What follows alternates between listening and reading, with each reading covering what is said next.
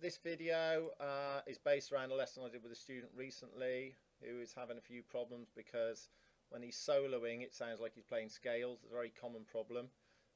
So he came up with this solo over an E minor backing track, which I'll play, then we'll talk about it.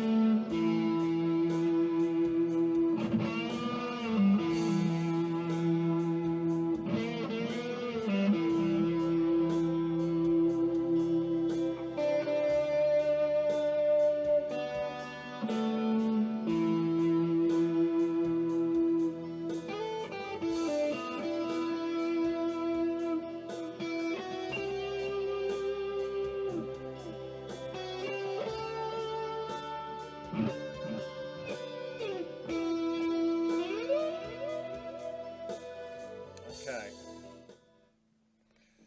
so that was the basic idea. So what I said first of all was to come up with simple melodic phrases based around musical sentences. So by that I mean a sentence that's got a few words in and it finishes with a full stop. So we want to come up with a phrase using notes in the scale that's got maybe 3 or 4 notes in and ends with a full stop. Our full stop is going to be the root note. This is in E minor, so we thought about our root note being here. So then we thought about root note to minor third, and then to the 4, and then back to the root note. So we came up with this idea. The student said he heard House of the Rising Sun, and we thought about that, the rhythmical idea of House of the Rising Sun, and we came up with. So we're playing it twice on the 5th fret of the B string, twice on the 3rd fret of the E string, twice on the 5th fret, and then pull off to that 3rd fret on the E string, and then down to that. So we got,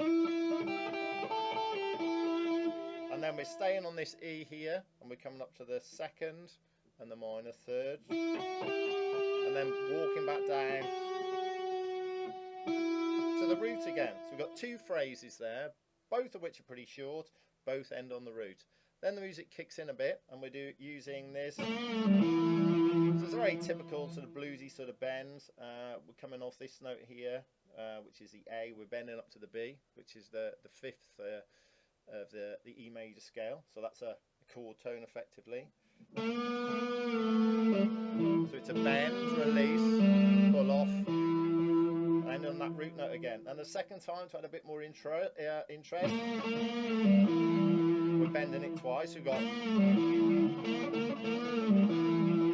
okay, and then we're just following the scale down, which might sound like a bad idea because we're playing the scale, but we're doing this.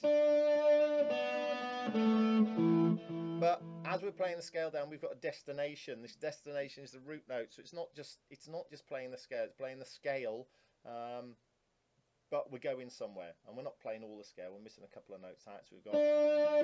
Then we repeat that phrase. Repeating phrases is a good idea.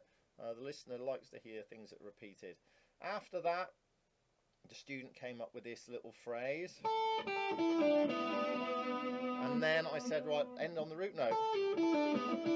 We could end on this note, which is the B, which is the 5th of the E, but it's going to be stronger to land on the root. So we're going 5, 3 on the E, 5, 3 on the B, 4 on the G, and ending up on 5 on the B. And then we did something similar to what we did at the start, or part just after the start. We went root, 2nd minor 3rd. Then we went 2nd minor 3rd to the 4th. So we're going on the B string 7, 8, 10. Then we're sliding up to this B note, and then back to the root. And now I think I've finished just going up to an octave there. So that was basically how we came up with it. We were just thinking of these simple phrases.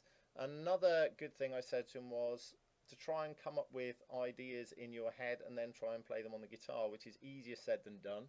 But you can sing, you can try singing little phrases. When you sing phrases, you will inevitably sing melodic phrases. It's hard to sing stuff that isn't melodic. So try and sing something or whistle something and then try and play it. That's a really good thing to do. What else did we do?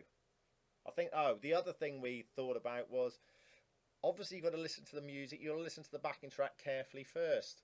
If you hear the backing track sort of going up, perhaps I can move the camera a little bit here. If you can hear the backing track sort of going up or moving a little bit, then move with the backing track. You know, if it goes up, move up. If you feel it going down, move down. If you feel it resolving to a root note, resolve to a root note. Okay, hope that helps.